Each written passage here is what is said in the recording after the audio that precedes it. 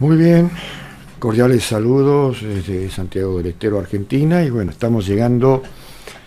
a la última clase de este módulo. Ha pasado muy rápido la semana,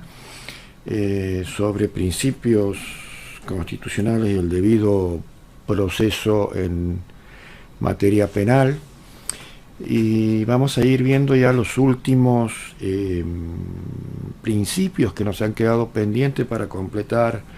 las pautas establecidas en este módulo, y en esta última clase va a ser bastante completa. Vamos a, por el espacio de 1 hora 10 aproximadamente, a desarrollar estos principios faltantes. Luego de ello sí abriremos la última media hora completa para las preguntas libremente que podrán hacer. Bien, comenzamos entonces. Hoy vamos a abordar lo que es el principio de legalidad, sobre todo basado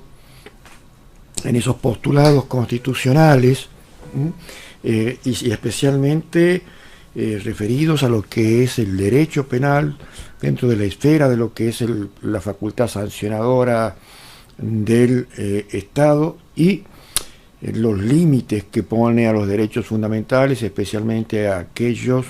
vinculados a la libertad ambulatoria, y que eventualmente también puede restringir otros derechos en forma colateral. Y también vamos a ver fundamentalmente de qué manera se adecúa a los estándares del artículo 9 del Pacto de San José de Costa Rica, o Convención Americana sobre Derechos Humanos. Recuerden que todos nuestros países, o la mayoría de nuestros países, están suscriptos y adheridos a este tratado, y también han aceptado la competencia contenciosa de la Corte Interamericana. O sea que en los casos en que no se respeta estos estándares, se puede válidamente, y así lo ha hecho ya en una multiplicidad de veces, declarar la responsabilidad internacional del Estado por violar derechos humanos,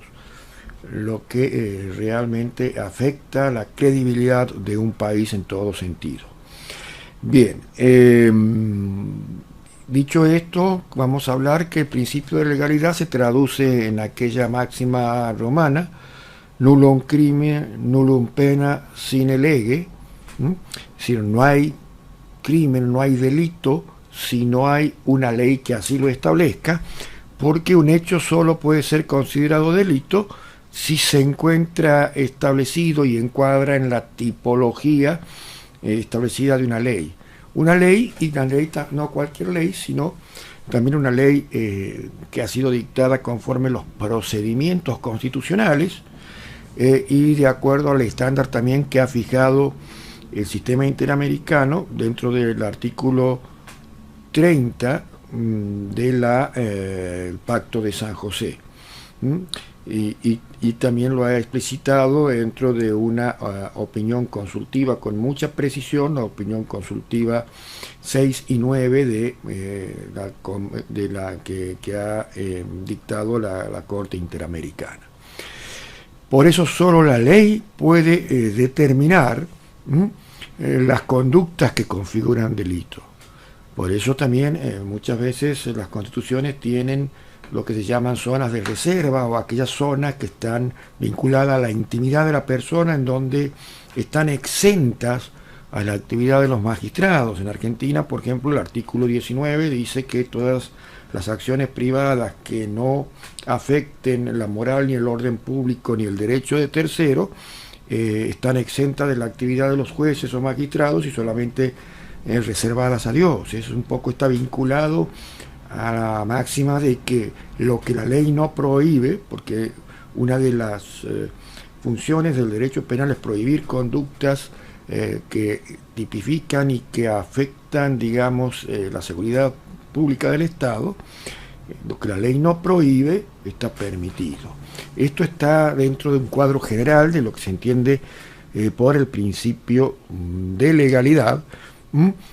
pero ese principio de legalidad se manifiesta en distintos principios o subprincipios que lo componen. Y uno de los más importantes es el principio de irretroactividad o prohibición de retroactividad en materia de leyes penales y también en otras áreas del derecho, ya que no pueden ser aplicadas a hechos anteriores a su vigencia, sino que las personas que cometen un delito deben ser juzgados bajo una ley que estaba vigente al tiempo de la comisión del delito, siempre y cuando va a implicar una restricción a su derecho y no un beneficio a su derecho, porque la excepción también, como lo vamos a ver, son cuando la ultraactividad de la ley, a contrario sensu de la irretroactividad, genera beneficios para esa persona que está bajo la persecución penal. Por eso, esa máxima del principio de legalidad, nullum crimen, nullum pena sine lege, se le agrega previa. Nullum crimen sine lege previa. Ahí está, se consagra lo que es el principio de retroactividad que estamos hablando, porque las leyes penales son reglas de conducta que van a mirar al futuro, prevención de delito, y por lo tanto no pueden desplegar sus efectos hacia momentos anteriores de su entrada en vigencia o su entrada en vigor. ¿Cuál es el fundamento de esta concepción? Es que desde el punto de vista jurídico tiene su basamento en que los principios de legalidad y seguridad, en los principios de legalidad propiamente dicho y de seguridad jurídica, que son los que fijan lo que hemos venido hablando, que son los límites al ius punendi, al poder de aplicar penas del Estado. Las leyes penales que definen las conductas o las tipologías punibles que aumenten penas agravantes o creen figuras agravadas de delito. Si un delito es agravado a posteriori, no puede ser aplicado de modo retroactivo en relación al hecho en que se cometió el delito a esa persona que durante el proceso, el cambio legislativo lo desfavorecería si se aplica la nueva ley y no la ley que estaba vigente al tiempo de cometerse el hecho. Obviamente que las excepciones donde se aplica esa ultraactividad que venía hablando existen, y vamos a ver si la desarrollamos rápidamente. Es la famosa norma que también tienen todos los contenidos de las constituciones políticas y obviamente los tratados internacionales de la aplicación de la pena, de la ley penal, mejor dicho, porque no solamente es aquellas que establecen penas, sino también pueden ser efectos que fulminan el proceso, como por ejemplo la prescripción de la acción o de la pena, aquella más favorable a la persona imputada o lo que se conoce al reo, el principio pro reo, que es una aplicación, una de las especies, en definitiva, del principio pro persona que habíamos hablado, o el principio pro homine, que es la base o la esencia misma del fundamento de la construcción de los derechos fundamentales y de los derechos humanos. Además, la retroactividad responde a una exigencia de coherencia en la aplicación del ordenamiento jurídico, ya que si los hechos han dejado de ser considerados, pero la ultraactividad también como excepción está vinculada a una exigencia de coherencia jurídica, porque si durante la sustanciación del proceso hay una modificación legislativa que sería más beneficiosa a ese reo, en caso de haber cometido contemporáneamente a esa modificación el hecho y no anteriormente, que regía una ley más gravosa, sería una acción disvaliosa del legislador, que si algo que ya se considera superado o que es menos grave, por eso se reduce su esfera punible, se le siga aplicando por el solo hecho de que esa ley era vigente anteriormente. Es un efecto inverso al de la retroactividad, siempre y cuando, decimos, esa norma sea más favorable a la posición de la persona que se encuentra señalada como imputable y sometida a la persecución del Estado. Porque no tiene sentido que los ciudadanos sigan padeciendo las consecuencias de unas leyes o el grado de afectación que produce una ley que ha dejado ya de considerarse adecuada, por eso ha sido reformada con posterioridad. Eso es básicamente lo que es las normas de ultraactividad, que establecen circunstancias eximientes, atenuantes, que disminuyen la gravedad de las penas y que incluso llegan a despenalizar conductas que pueden ser aplicables a hechos acaecidos con anterioridad a su entrada en vigor, que no lo eran. También pueden aplicar ultraactivamente cuando es más favorable al reo, siempre que es más favorable al reo, y se aplica una ley que esté derogada al momento de la sentencia, pero que en el momento de la comisión del delito estaba vigente. Eso es al revés. Si la ley nueva agrava, siempre se va a seguir aplicando la ley del hecho, pero si la ley nueva morigera las consecuencias, se aplica la ley nueva y no la ley vigente al momento del hecho. Y bueno, y ahí llegamos a lo que son los enunciados del artículo 9 del Pacto de San José de Costa Rica, que se refiere a este principio de legalidad penal, del nullum crimen nullum pena, sine lege, pero abarca todas las variantes que este principio puede tener. El primero, vinculado quizás al más común,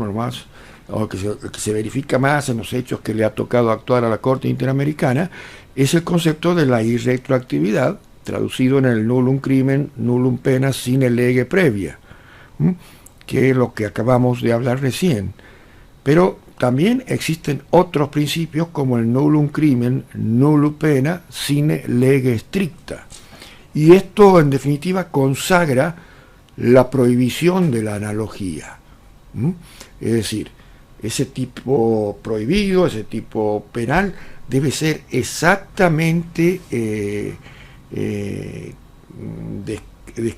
descriptivo de ese delito, y el delito no puede configurarse mediante la aplicación de alguna otra norma en el que pueda haber alguna especie de similitud en la configuración de la conducta punible, sino que tiene que tener su propia norma, su propia tipificación. Por eso se habla de sine lege stricta, tiene que ser estrictamente referida a esa conducta, no aplicando la analogía que sabemos bien que en derecho penal está censurada y prohibida, desde el ámbito constitucional, legal, constitucional, y también desde los tratados internacionales de derechos humanos. El tercer principio máxima que contiene el artículo 9 es la máxima de la taxatividad legal, y ahí se expresa como el nullum crimen nullum pena sine lege certa. ¿Y esto qué quiere decir? Que la precisión de la descripción de la conducta por el mandato del legislador establecido en la ley, la tipificación de la conducta punible, de la tipicidad, tiene que ser precisa, cierta, no dar lugar a esas contexturas abiertas que dejen manos de que el juez tenga que redefinirlo al momento de aplicarla e interpretarla. porque eso implicaría una inseguridad jurídica e iría en contra de esa seguridad que quiere establecer toda la construcción de los límites a la restricción punitiva, en el sentido de que no quede en manos de que cada uno de los intérpretes que le toque, o cada juez que toque interpretar, le dé un sentido o un alcance diferente a la tipificación, ¿no?, de la norma, no a la configuración en cuanto a la subsunción legal o a la aplicación al caso concreto, que esa es una apreciación que lo va a hacer conforme los parámetros, habíamos dicho muy claramente, de la sana crítica o de la libre convicción. Y que a veces algunos tribunales en los cuales o algunos sistemas que contemplan los jurados populares no técnicos, también en ese caso la responsabilidad penal se define por la íntima convicción, que, como decíamos, muchos de los grandes juristas como Michele Tarufo deponen sus serios reparos por decir que son decisiones irracionales. Bien, y después tenemos el principio de reserva de la ley, que es el que hablábamos anteriormente, que no hay delito sin ley, que dice que nullum crimen nullo pena sine lege scripta, es decir, que esa pena debe estar contenida dentro de un código, dentro de lo que es una normativa legal emitida por el legislador para que realmente exista. Un poco es la reafirmación del enunciado general de nullum crimen nulla pena sin lege, pero sin ley stricta scripta quiere decir que esté contenida dentro del sistema jurídico pertinente, ¿no? Son estos cuatro un conjunto de conceptos que imponen ese límite al ius ponendi que tanto hemos hablado de los estados, y que requieren que un acto pueda castigarse únicamente o sancionarse, para hablar con más propiedad, únicamente si al momento de cometerse fuera objeto de una ley penal en vigor, con la suficiente precisión, escrita y unida a una sanción suficientemente cierta. Podríamos traducir esos conceptos. Bien, y aquí entramos ya a ver casos, cómo ha ido interpretando el sistema interamericano estas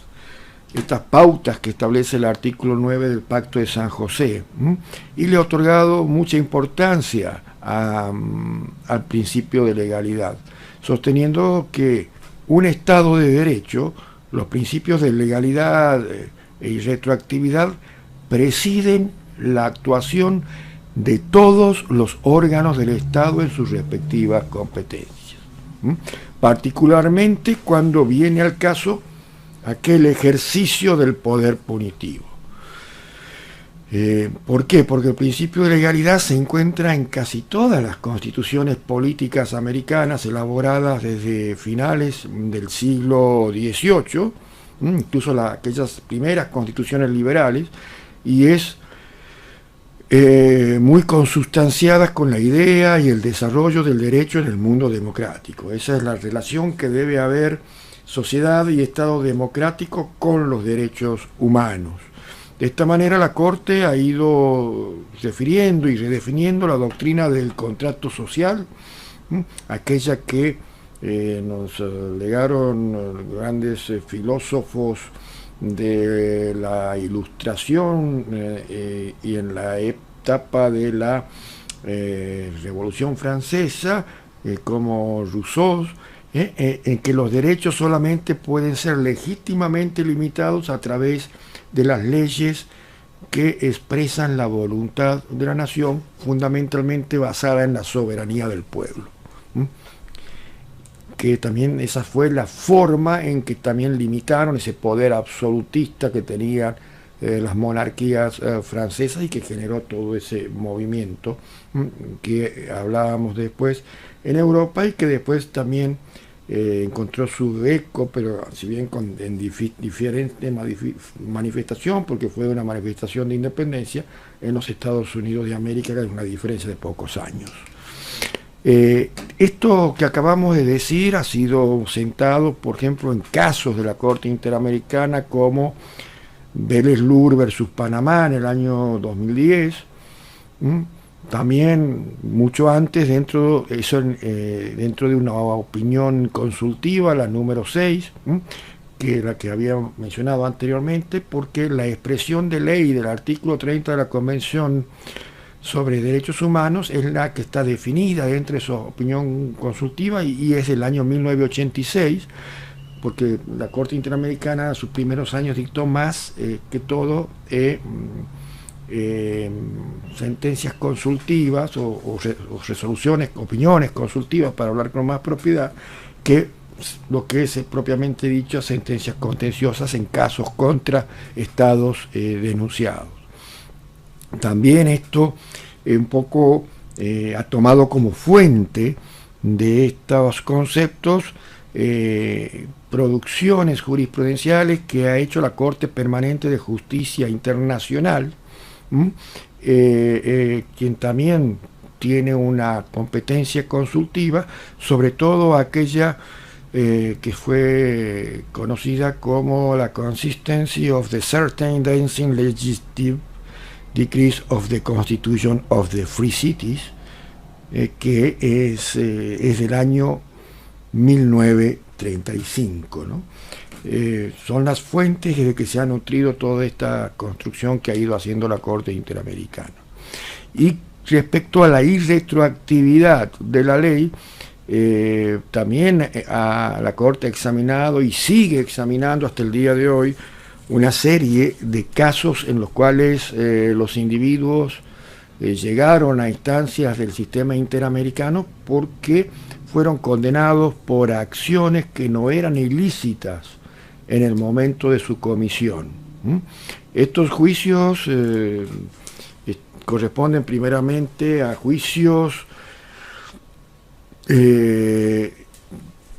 que los cargos relacionados con sus conductas estaban vinculadas a hechos de terrorismo, sobre todo ocurridos en el Perú en la década del 80 y 90, donde las leyes penales habían sido aprobadas a manera posterior a los actos en cuestión y fueron la base legal para la condena de quienes después, posteriormente, por ese hecho demandaron al Estado ante el sistema interamericano. Y allí determinó que hubo violaciones de la Corte Interamericana al artículo 9, inciso 1 de la Convención Americana por la aplicación restrictiva de las normas. Y los casos a los que me estoy refiriendo es el caso de la Cruz Flores del año 2004 y el caso García Asto y Ramírez Rojas del año 2005. Pero, como les decía, esta cuestión vuelve a referirse y podemos decir que la última sentencia, y hago llegar mi gran saludo a mi gran amigo de la ciudad de Machala, en Ecuador, César Quispe, quien conversando por teléfono la tarde de hoy también me comentaba y me hacía caer en cuenta un fallo muy nuevito del mes de mayo de 2019 que se caratula Mendoza Coronado versus Guatemala, en el que también una persona fue condenada a muerte para inyección letal aplicándose una normativa futuro, una normativa posterior, violándose el principio de irretroactividad y el derecho a la vida, e incluso aplicando Guatemala una sanción, una legislación de pena de muerte cuando al momento de suscribir el Pacto de San José no lo contemplaba, ¿no? Y ha violado incluso el sistema de progresividad, porque el artículo 4 dice que aquellos estados que suscribieron el Pacto de San José y no contemplaban la pena de muerte ya no podían reinstituirla con posterioridad. ¿Mm? Y en este caso se lo hizo, y sobre todo aplicando un concepto de peligrosidad, ¿m? En el cual se aplicó mayormente el concepto de derecho penal de autor más que el de acto, que es el que único que está compatible con lo que son los enunciados constitucionales y los enunciados convencionales. Pero volviendo un poco al principio de legalidad, también vamos a ver qué casos la Corte Interamericana ha apelado a lo que es la ley penal más favorable. Aquí hablamos ya de la ultraactividad, ¿no? Como lo ha pasado en el caso Vélez-Lur versus Panamá en el año 2010, ya que una ley panameña dispuso que los extranjeros condenados a la deportación que eludieran esa pena permaneciendo en el país clandestinamente o la burlaren, regresando a él, estarían dedicados a trabajos agrícolas en la colonia penal de Coiba por 2 años y obligándolos a salir del país al cumplirse ese término. En este caso se la aplicó a una persona cuando el hecho en que se le recriminaba había sido anterior a esa ley que había sido descrita, ¿no? Recién en la tipología criminal, sobre todo afectando un poco también conceptos que hace a los derechos de los migrantes. También hay un caso contra Paraguay con anterioridad del año 2004 que podemos citar entre muchos otros, que es el caso Canese versus Paraguay, que donde los tribunales de ese país, un caso de calumnias, lo sentenciaron a prisión por cumplimiento de leyes penales pertinentes. No obstante, un año después entró en vigor un nuevo código penal donde se disminuyeron las penas mínimas y máximas para ese delito de difamación por el que había sido condenado, y estableció ya no prisión sino multa como sanción alternativa a la prisión. Pero a pesar de las peticiones que hizo este señor Canese, los tribunales paraguayos no aplicaron la ley más favorable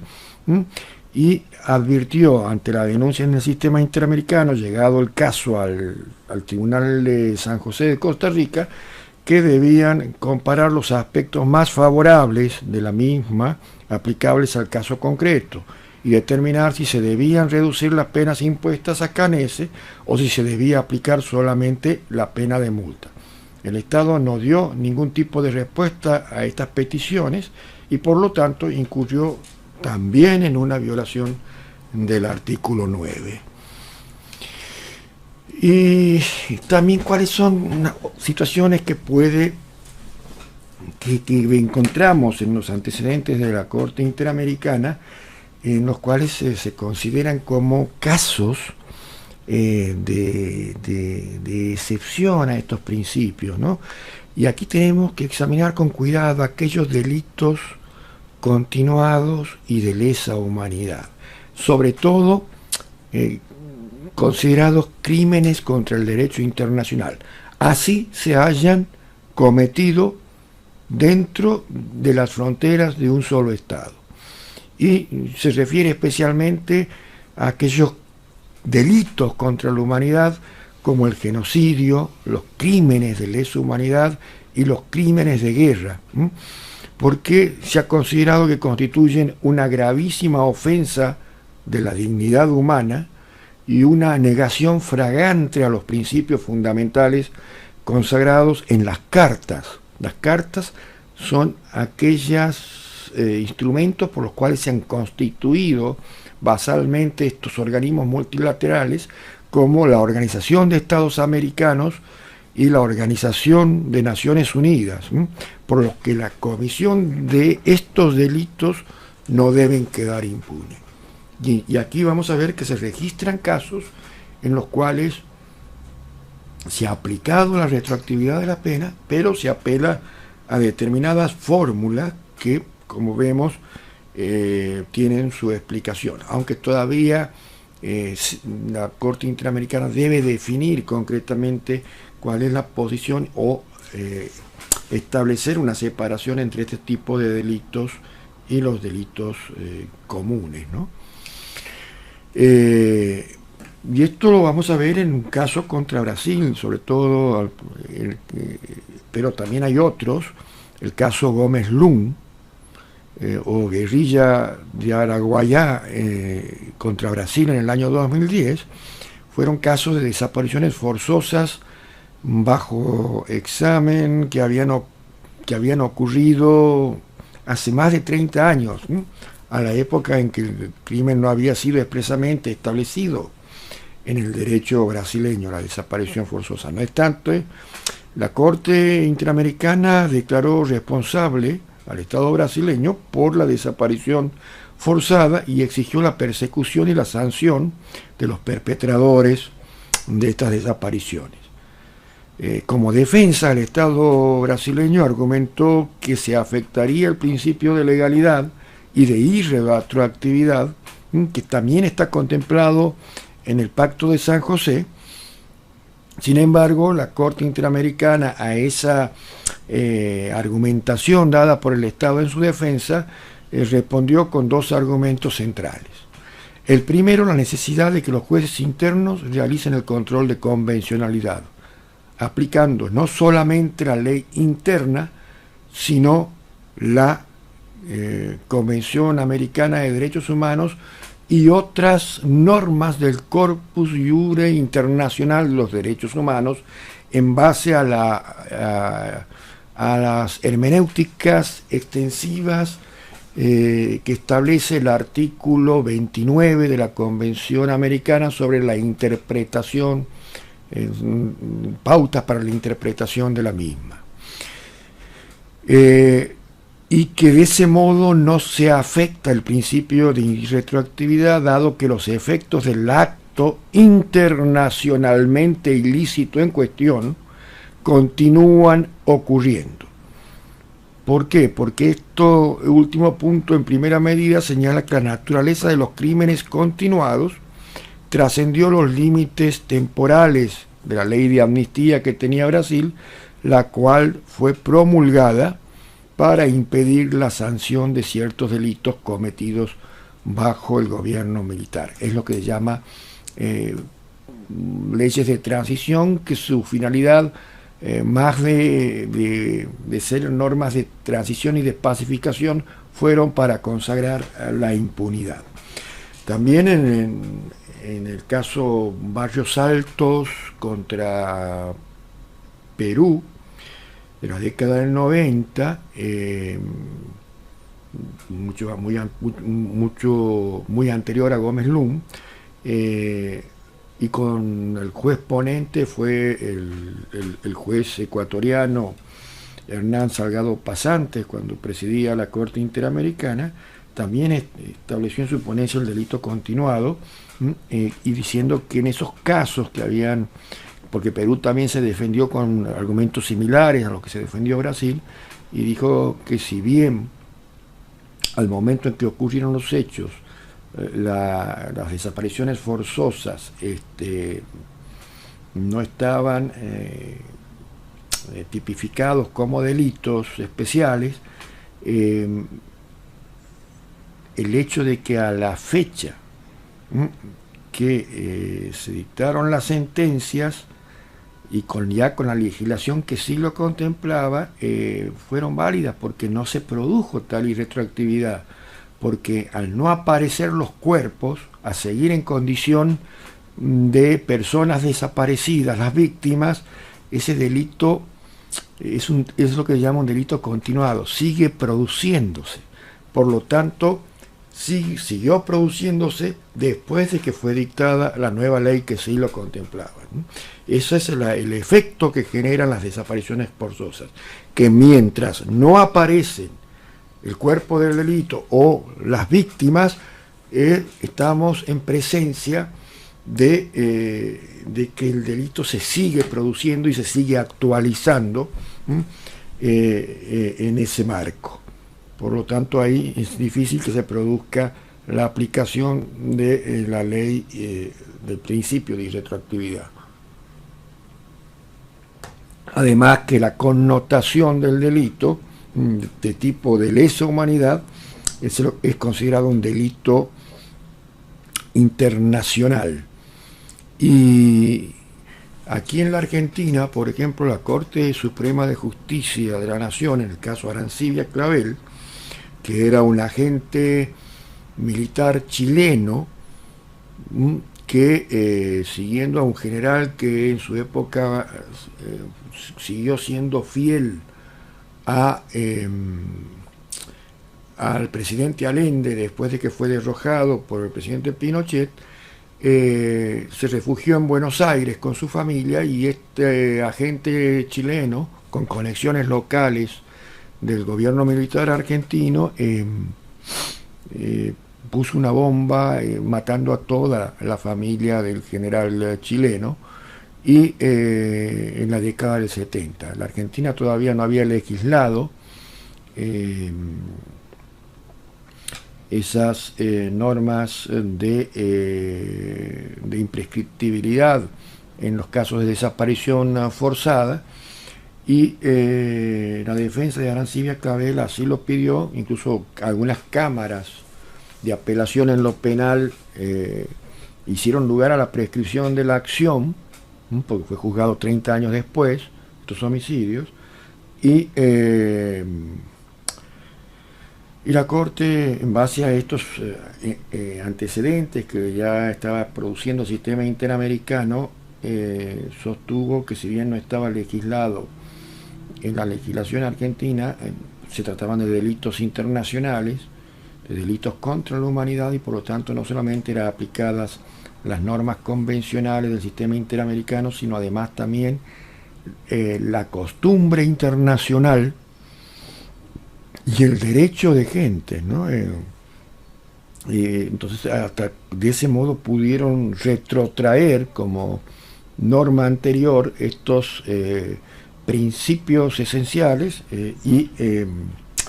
en base a eso la mayoría de la Corte de la integración de aquel momento revocó esa prescripción y juzgó, digamos, como delito de lesa humanidad la actuación de este agente chileno. Y después ha habido otra cuestión que no era ni siquiera delito de lesa humanidad, era un delito de lo que hablábamos ayer, el famoso caso Bulacio, que también había sido objeto de prescripción por esa falta de diligencia de los operadores judiciales argentinos que discutíamos, que lo tratamos ayer cuando hablábamos del plazo razonable. Y así todo, la Corte condenó al Estado argentino y exigió que se deje sin efecto la prescripción de la pena que había sido sentenciada, porque consideraba que había sido grosera y manifiesta, digamos, la falta de respuesta del sistema judicial argentino. Si bien la Corte Suprema Argentina en ese momento no estuvo muy de acuerdo, porque ellos consideraban que no se trataba de un derecho internacional,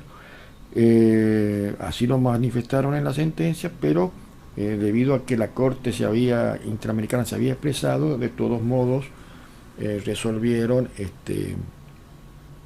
dejar sin efecto en ese caso también la prescripción de la acción que había sido declarado oportunamente en favor de ese comisario Expósito, que era el señalado de la muerte de este joven. Bueno, esos son temas que todavía quedan pendientes de definir por el Tribunal Regional de Derechos Humanos con sede en Costa Rica. Bien,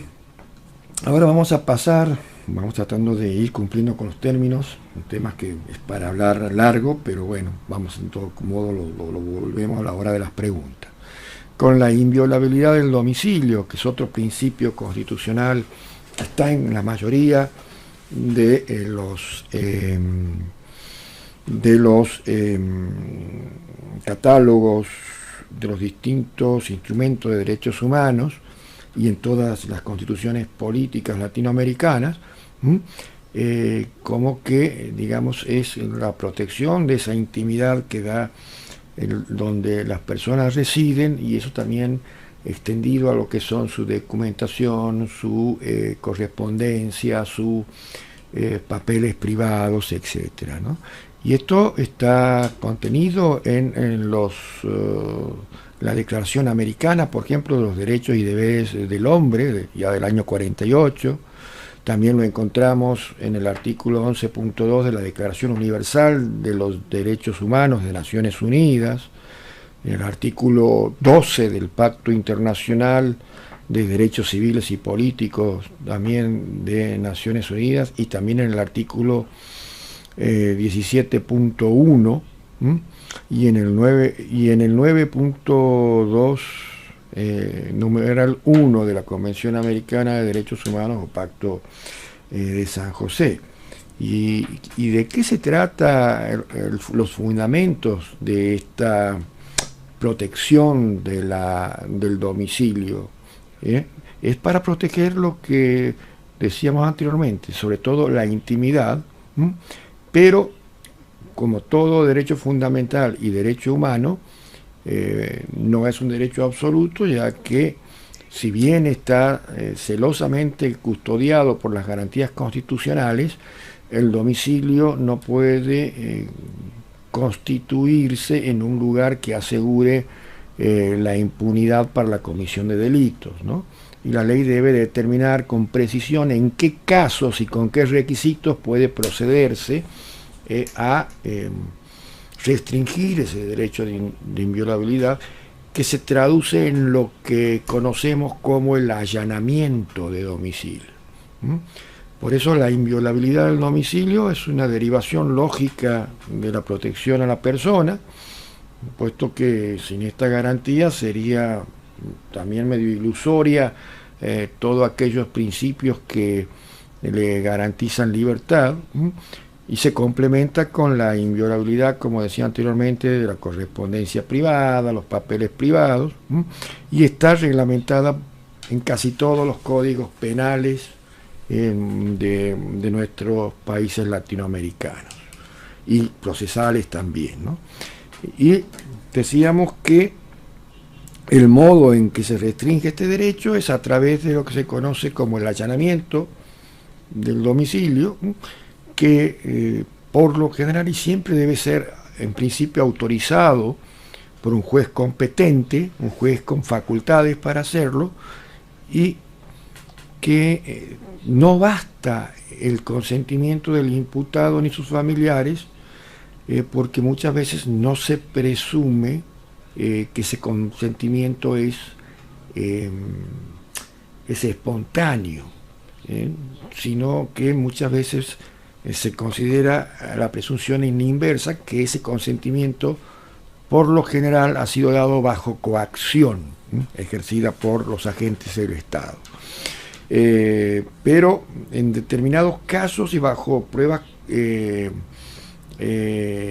fehacientes de que realmente ha habido una información profunda de la finalidad que se tenía, y así la propietaria, digamos, o el propietario de esa morada no ha tenido inconvenientes, y eso puede ser verificado ya sea por testimonios, ya sea por cualquier otro tipo de prueba, y autoriza, pese a que no hay una orden clara de ese allanamiento, entonces en ese caso sí podrá quizás el juez, ponderando las circunstancias en que ha sido autorizado por el beneficiario, digamos, de esa protección, puede dar validez a ese acto, ¿no? Eso también juega con la correspondencia epistolar y el secuestro, en cuanto al secuestro de las mismas, que deben ser autorizadas judicialmente, y las cartas privadas, que el contenido en principio solo puede ser leído y autorizado por el juez de la causa, ¿no? Ahí sí juega un papel relevante lo que se conoce como la orden judicial, que es una condición necesaria para poder cumplir dentro del marco de legalidad del allanamiento, y en la cual se debe indicar con toda precisión y con la firma del juez cuál es la causa y objetos a requisar. Pero también hay otras excepciones, sobre todo cuando existe flagrancia, ¿no? Y el delincuente, digamos, que viene siendo perseguido, ingresa a ese domicilio, ¿no? Allí puede, digamos, incluso sin orden, actuar las fuerzas de seguridad, aunque inmediatamente debe poner en conocimiento al juez de la causa, ¿no? Y esto allí sí se puede dispensarse esa orden por la urgencia necesaria, ya sea para impedir un delito sujeto al procedimiento en estos casos, que puede, digamos, anticiparse a la orden dada por el juez, y también aquella que no hay consentimiento, no hay una orden judicial, pero que puede haber habido un consentimiento expreso de quien tiene derecho a excluir del domicilio y puede haberse afectado por el allanamiento, ¿no? Bueno, eso que ya hemos hablado. ¿Qué pasa con los efectos que genera en caso de que no haya consentimiento y de todos modos del propietario o del morador de esa vivienda, y de todos modos la autoridad judicial, no hay tampoco flagrancia ni urgencia para evitar un delito, y de todos modos la autoridad estatal procede al allanamiento sin la orden, ¿no? Ahí en donde el juez debe analizar con total manera restrictiva la posible conculcación de esa garantía de inviolabilidad del domicilio, y se debe prestar de manera, porque el consentimiento debe ser claro del titular del derecho de exclusión, y la información también previa que debe dar la autoridad para que esta persona exprese su consentimiento también tiene que ser dada, y no solamente dada, sino también con total precisión y claridad. Y el consentimiento debe ser expreso de la persona que lo autoriza, anterior a la entrada de los representantes de la autoridad pública, libre de toda coacción, fuerza o intimidación. Debe hacerlo exclusivamente el titular del derecho de exclusión,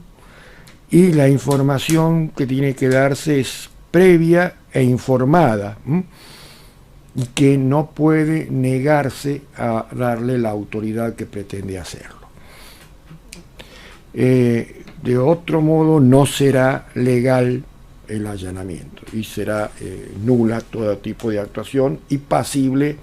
de la comisión de delito por incumplimiento de las funciones públicas de quienes lo realicen y abuso de autoridad.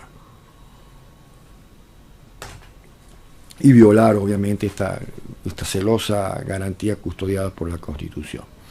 Por eso, la legalidad del allanamiento está directamente ligada con la existencia de un juicio previo fundado en ley. O sea, un allanamiento no surge de la nada, tiene que haber motivos, tiene que haber, digamos, una causa abierta, y eso es condición ineludible para emitir y aplicar una orden de allanamiento como la búsqueda de evidencias para una posterior aplicación de una sanción punitiva o condena. se debe en todo momento respetar en general las pautas del debido proceso. Por eso cuando hablamos de las distintas principios que hacen al debido proceso, no son principios estancos, todos están íntimamente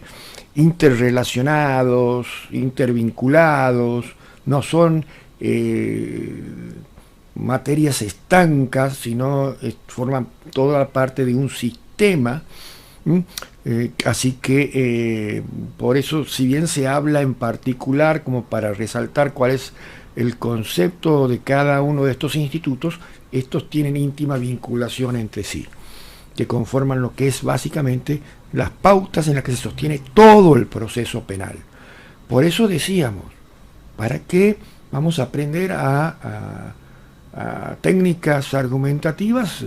si no conocemos primero estos principios esenciales? Porque todas estas técnicas van a manejarse en base a este debate constitucional, que por eso el derecho penal está dentro de la esfera del derecho público, más que y casi es mínimo, ya incluso ya casi muy pocas cuestiones ha quedado librado a lo que es la esfera privada, a los delitos conocidos, se conocían como delitos privados, ¿no? O de instancia privada. Ahora ya en su gran mayoría digamos, necesita la oficiosidad y la instancia pública. Y bueno, y aquí vamos llegando a otro de los principios que en el sistema que ha sido considerado adecuado a las pautas constitucionales y adecuado a sus estándares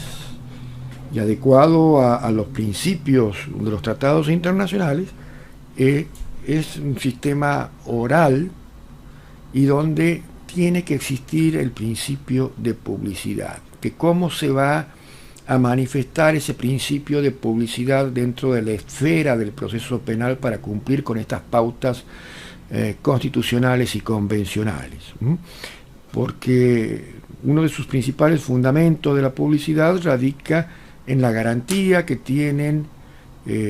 tanto el imputado como la víctima, que digamos pueda haber un control social de lo que hacen los operadores judiciales, sean o no sean parte del hecho que se debate, porque se funda en el deber que tiene el Estado de efectuar un juzgamiento transparente, facilitando que toda la sociedad del lugar donde se ha cometido el hecho conozca por qué, cómo, con qué pruebas, quiénes realizan el juzgamiento de un acusado, y si se respetan, digamos, los derechos de la víctima. Es de vital importancia porque es una forma de control ciudadano al juzgamiento, y este principio es una forma de autolegitimación de las decisiones de los órganos que administran justicia. Ya en una de las primeras clases hablamos de que una sentencia no solamente debe ser legal, o un proceso no solamente debe ser legal, sino también legítimo, para alcanzar esa categoría de respeto al debido proceso. Por eso la publicidad debe celebrarse públicamente en presencia de las personas que quieran asistir a la audiencia de juicio, pero también no es un principio absoluto, tiene sus excepciones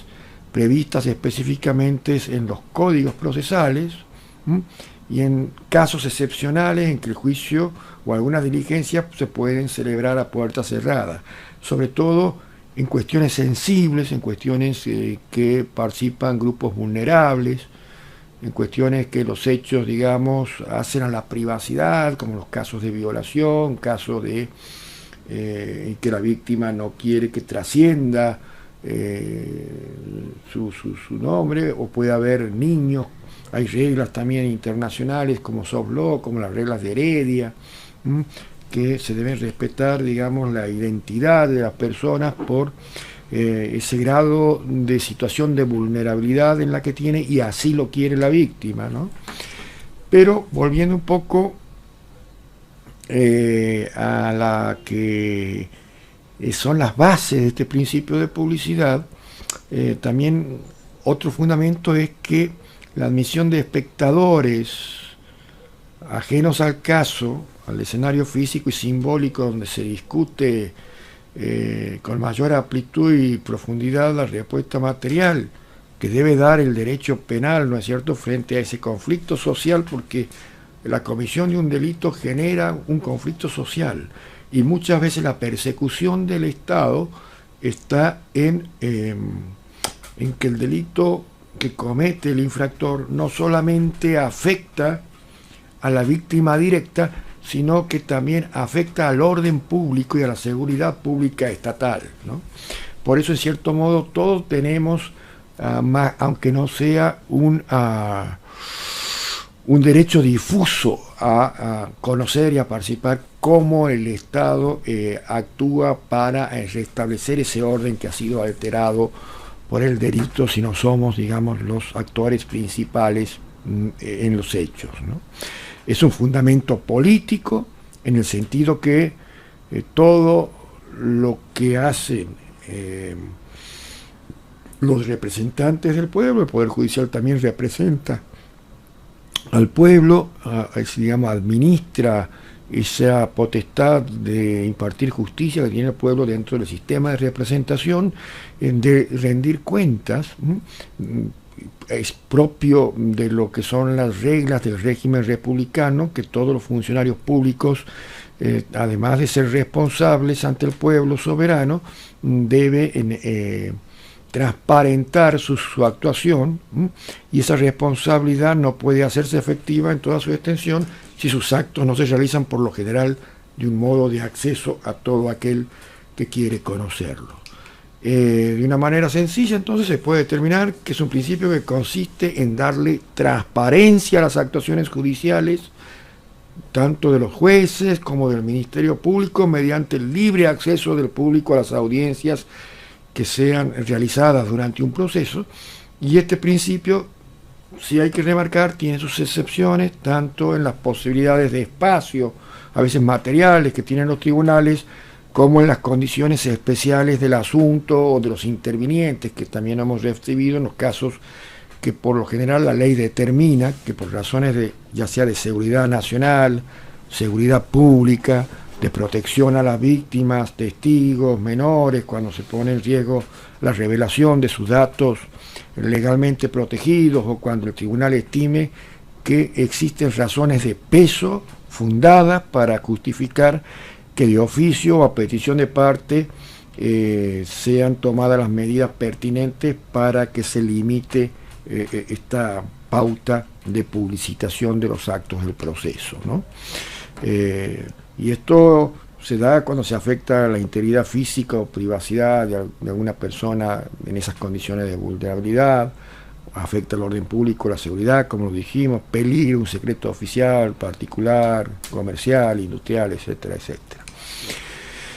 ¿Qué medidas se pueden adaptar en ese caso? Impedir el acceso o ordenar la salida de las personas determinadas en la sala donde se efectúa la audiencia, impedir el acceso del público en general o ordenar su salida para la práctica de determinadas pruebas en las cuales se ventilan esas cuestiones sensibles, prohibir al fiscal o a los demás intervinientes o abogados que entreguen información o formulen declaraciones a los medios de comunicación social, siempre y cuando existan estas razones fundadas. Si no, no. Son razones de última ratio y razones de excepción. Que quede bien claro eso. Por eso un gran jurista vinculado al derecho penal, el maestro alemán Klaus Roxin,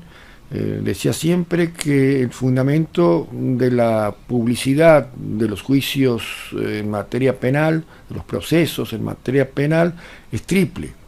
Tiene un significado especial que reside en consolidar la confianza pública en la administración de justicia, el primero; fomentar la responsabilidad de los órganos de la administración de justicia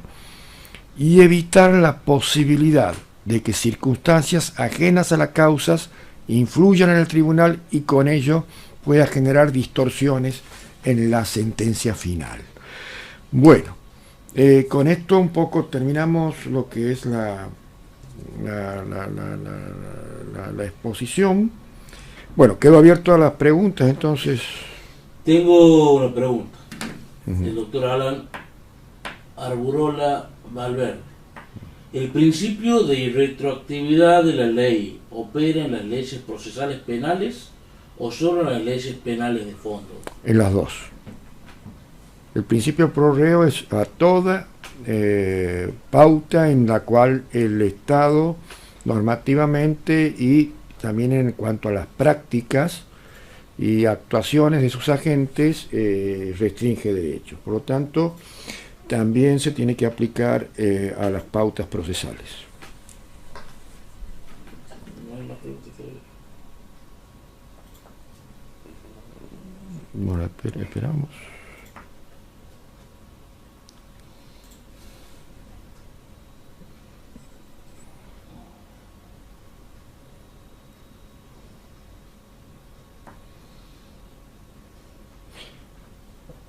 ¿Por qué la irretroactividad se aplica en perjuicio de la víctima, ya que no hay pena sin ley previa, y a favor del reo en cuanto a penas más favorables? Bueno, porque el sentido es el que se ha dado ahí.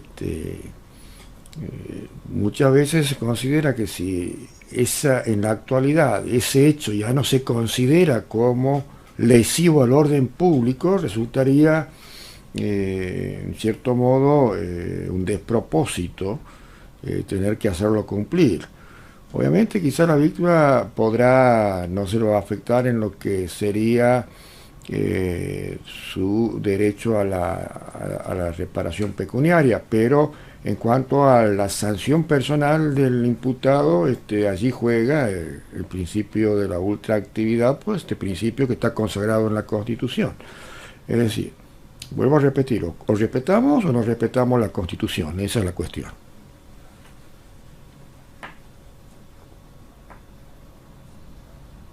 Un comentario: la favorabilidad es para la pena o para la aplicación de procedimientos en la tramitación de una investigación.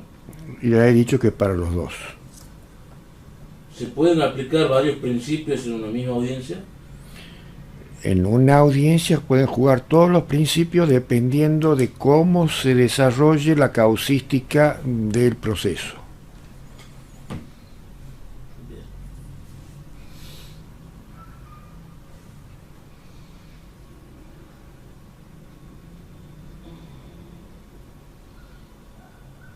Bueno, no están participando. Bueno, si no hay más preguntas, voy a hablar sobre, o hasta que hagan las preguntas, voy a ir hablando sobre el trabajito que van a tener que hacer para aprobar el módulo. Va a consistir en un sistema de múltiple choice. Álvaro después le va a dar la precisión.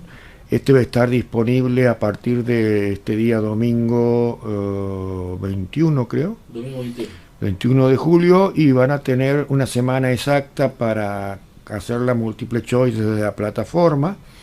Una vez que cierren, conforme a la metodología que va a estar bien descripta, automáticamente van a tener la nota, porque ya está cargada la plataforma para, en base a la respuesta que ustedes den de los multiple choice, establecer el puntaje que ustedes sacan. Allí también se va a informar cuál es el mínimo y el máximo que deben sacar. Vamos a hacer una calificación de 0 al 10. En 4 ya pueden tener por aprobado o con Una opción de recupero también. bueno, sí, vamos a dar una opción de recuperación, pero más adelante. Primero tenemos que saber cómo salen de esta primera prueba. Bien, ¿hay preguntas? Doctor, ¿por qué las acciones legales por daños ambientales no hay prescripción de la pena ni la acción? Bueno,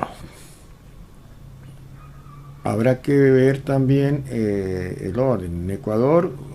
tiene una constitución muy particular que no la tienen muchos países, donde la naturaleza también es sujeto del derecho,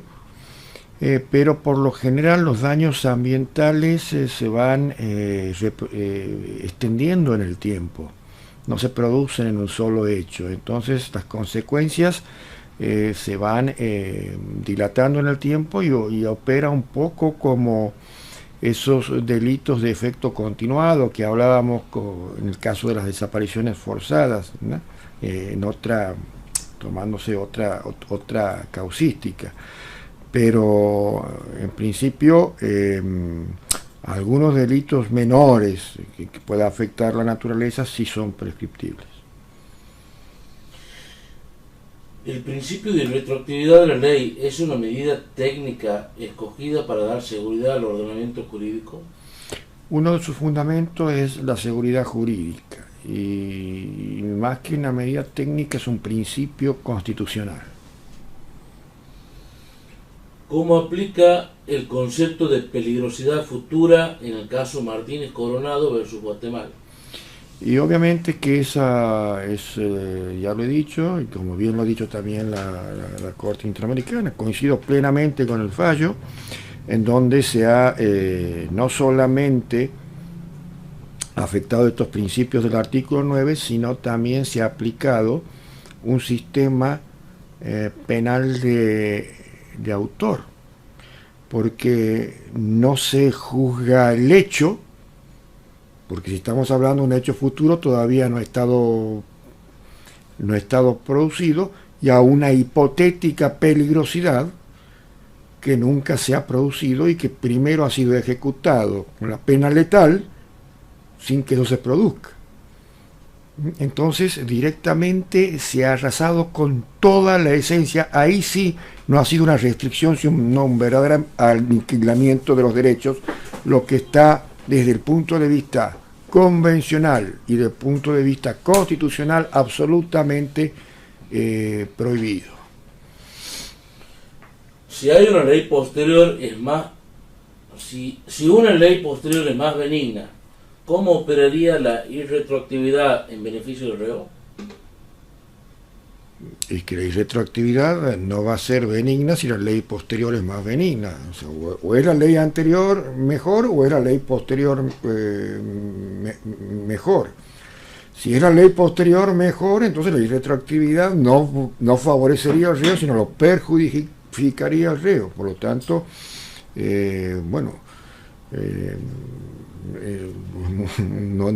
no logro representarme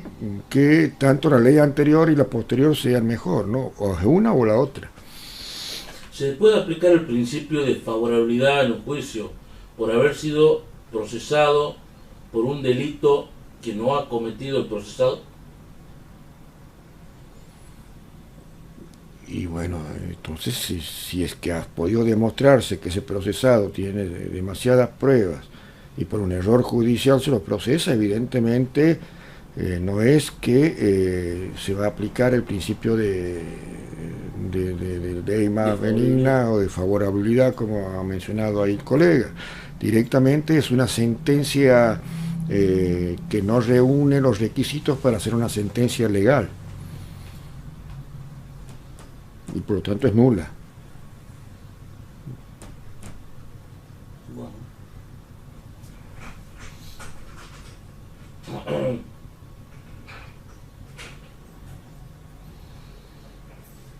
Todavía no hay más preguntas.